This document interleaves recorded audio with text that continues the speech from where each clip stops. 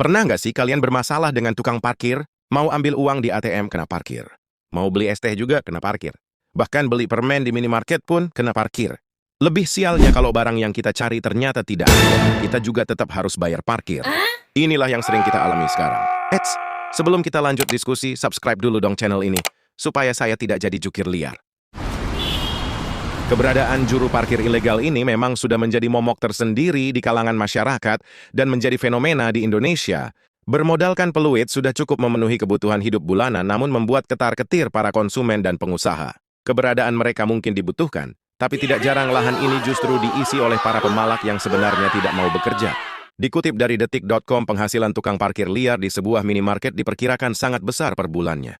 Senada dengan Direktur Ekonomi Digital Center of Economic and Law Studies, Nailul Huda, beliau mengatakan, jika pendapatan tukang parkir liar dalam sebulan dapat mencapai 6 juta rupiah. Wow, angka yang fantastis bukan? Nilai ini jelas melebihi upah minimum regional, UMR Jakarta yang hanya sekitar 5 juta.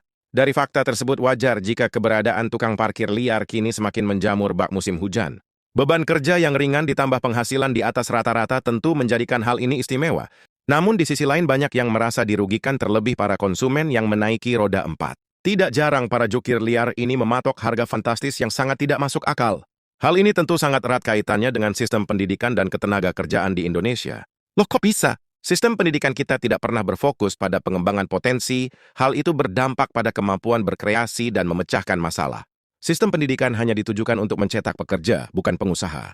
Maka saat tidak ada lowongan pekerjaan, jumlah pengangguran pun meningkat.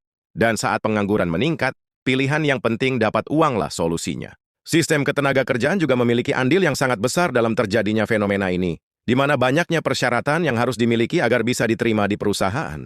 Hal ini tentu mengeliminasi kalangan tertentu untuk memperoleh pekerjaan yang sebenarnya bisa saja orang itu sangat kompeten di bidang tersebut. Namun sebenarnya kita tentu tidak bisa sepenuhnya menghakimi tukang parkir ilegal tersebut.